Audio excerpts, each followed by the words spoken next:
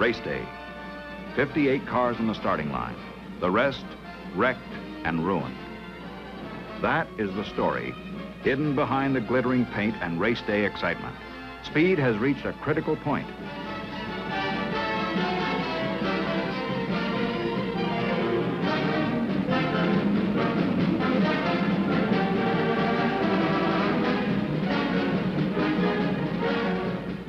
$65,000 fans, the largest crowd ever gathered in Daytona's history, wait for a 500-mile race that, despite all warnings, promises to be the fastest of them all.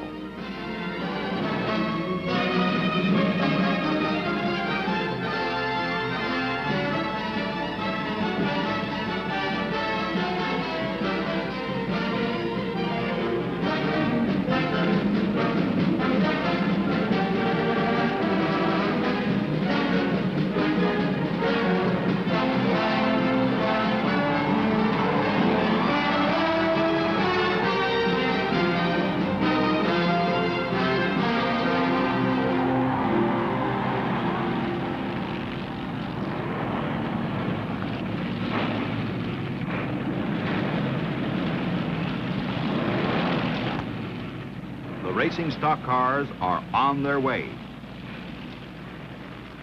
In the first row, the fastest qualifiers, Fireball Roberts in number 22, and next to him, Joe Weatherly in number 8. Both new 1961 wide-track Pontiacs in the first big race of the year. Strung out for half a mile along the backstretch are Pontiac, Chevrolet, Ford, Thunderbird, Dodge, Oldsmobile, and Chrysler. Into the third and fourth turn, the pace is faster. Number 22, Roberts at the wheel, qualified for the front row by running 155.7 miles an hour. Weatherly was only a hair slower. Nobody on that racetrack is slower than 145, except the pace car. And now that is moving off the track. They'll get the green flag now. And the race is on. Weatherly leads down the front stretch, but Roberts grabs position 1, soaring into the high bank turn at 150 miles an hour. Weatherly holds second place as they sweep through the turn.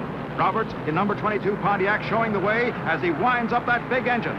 Look at them run!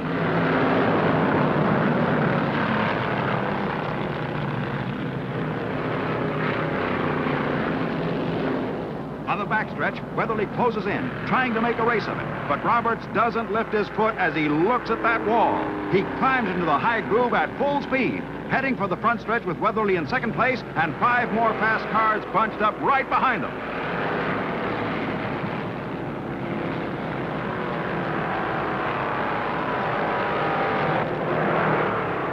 End of lap 1. Speed more than 151 miles an hour, and this is only the beginning.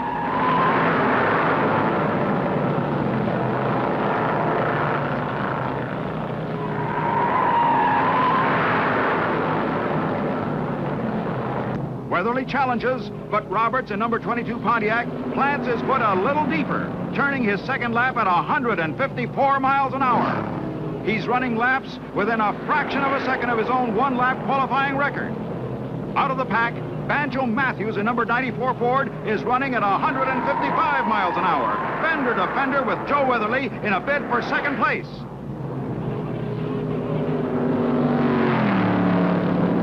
Matthews is making his move, blasting past Weatherly's number 8 to challenge Roberts for first place. Other challengers coming fast. Junior Johnson in number 27 Pontiac is standing on the throttle at 155 miles an hour.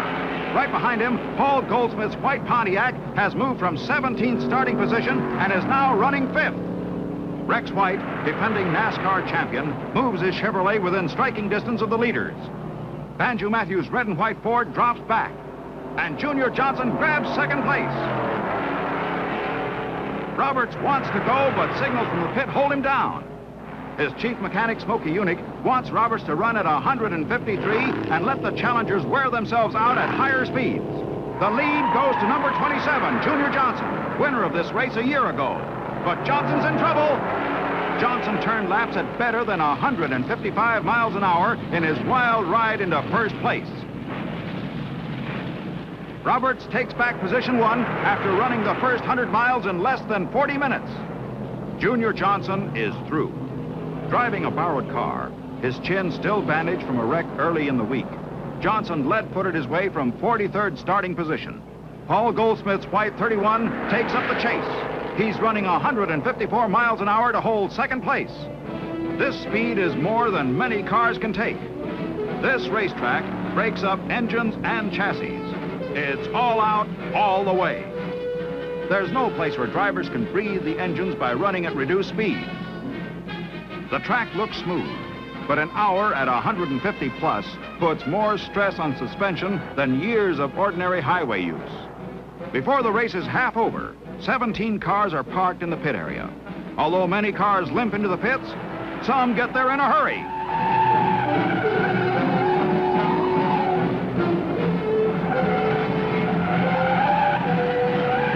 At 250 miles, Fireball Roberts in his Pontiac has set a new record. Making only one pit stop, Roberts has run half the race at an average speed of 151 miles an hour. Now running second, Marvin Patch, Pontiac number 20, team car to Fireball Roberts. Look out, two cars spinning.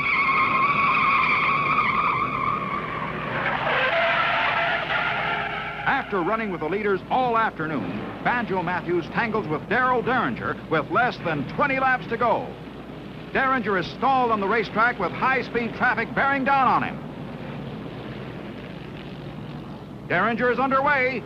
He's moving off the high bank and nursing his car toward the pits. Banjo Matthews is all right, but he's all through.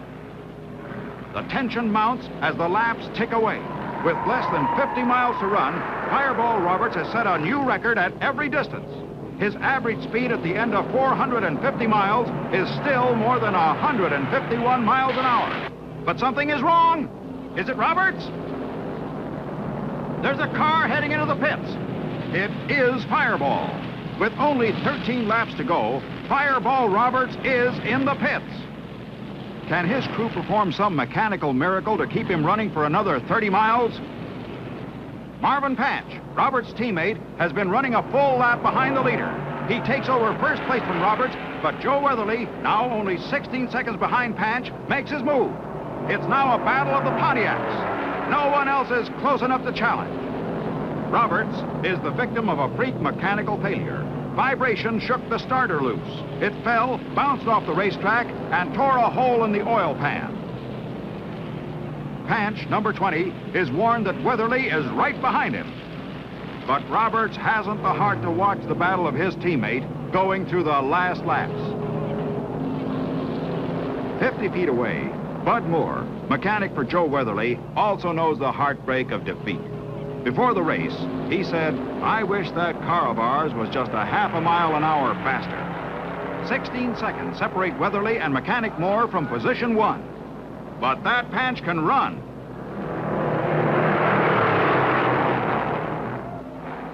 Goldsmith, number 31, is third. Pontiacs are leading the field of 27 cars still running. Patch bores ahead, coming up to the checkered flag. Uh-oh! Larry Frank slides into the infield and out of the way as Marvin Patch wheels his Pontiac across the finish line.